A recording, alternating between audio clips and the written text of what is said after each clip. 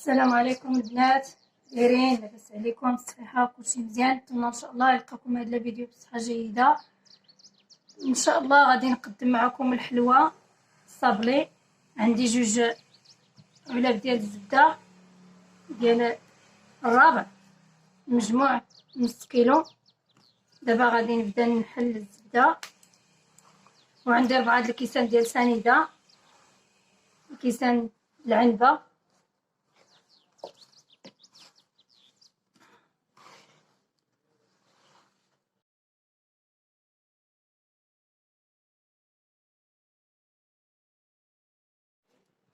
دابا البنات غادي نزيد الزيت.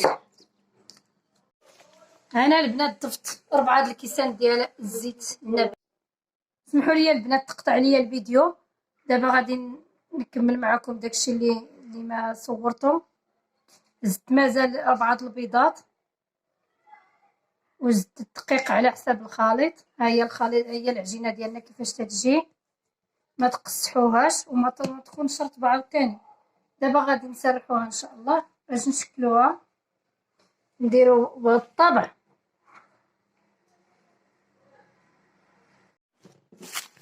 غادي ناخذ البنات العجينه، غادي نديروها في السيلوفان بحال هكا، غادي نسرحوها على السمك اللي بينا، ما تكونش رقيقه ما تكونش غليظه.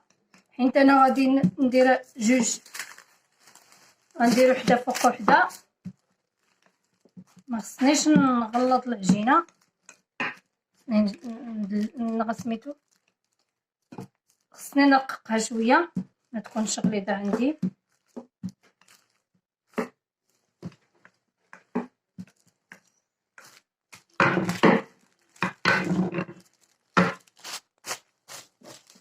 دابا انا درتها بهذا السمك،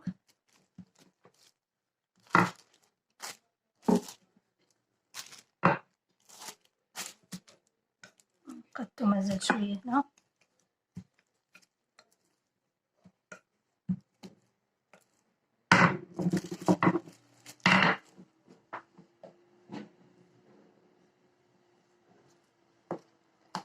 غادي ناخذ الطبع هذا،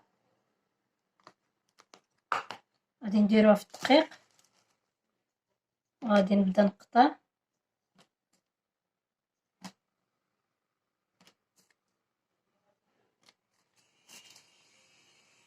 على هذا الشكل.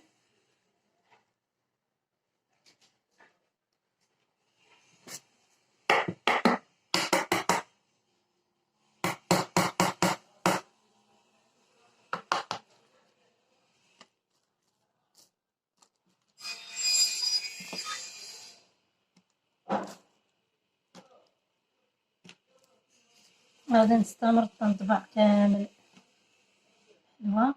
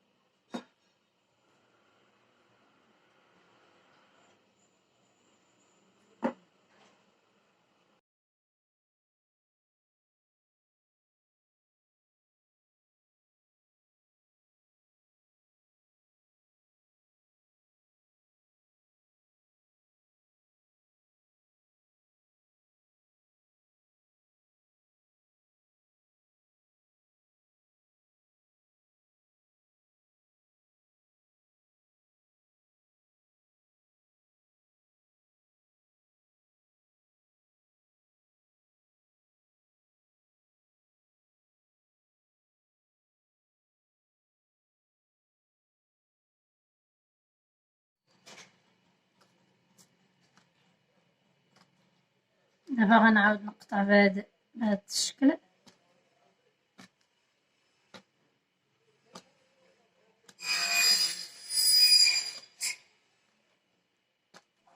بسم الله، حنا رجعنا معكم البنات باش نفينيو الصابلي ديالنا. ها هو بعد ما طيبناه بحال هذا الشكل. عندنا كوكو اللي حمرناه وطحناه حتى ولا بحال هذا الشكل، رمشناه بديك الطحانه ديال المطيشه. وعندي المربى ديال الفريز، عندي الكونفيتير ديال الفريز اللي جاريه، ما تستعملوش هذيك اللي قاصحه بزاف. استعملوا هذه، وزدت لها واحد المعلقه صغيره ديال النشا وواحد 2 معالق ديال سنيده، خليتوها فوق البوطه طيب شويه حتى بدات دير الفقاعات وطفيت عليها وجات بهذا الشكل. غادي نلصق به الصابلي ديالي. بسم الله.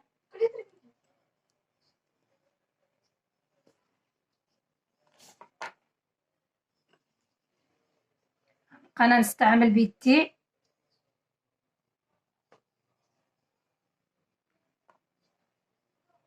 نزوقو بهذا الشكل.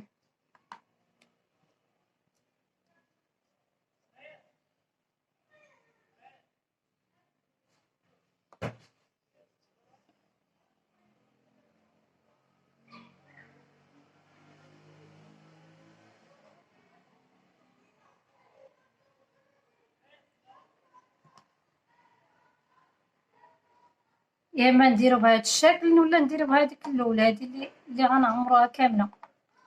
المهم ان شاء الله غادي نستمروا في التزيين ديال الصابلي.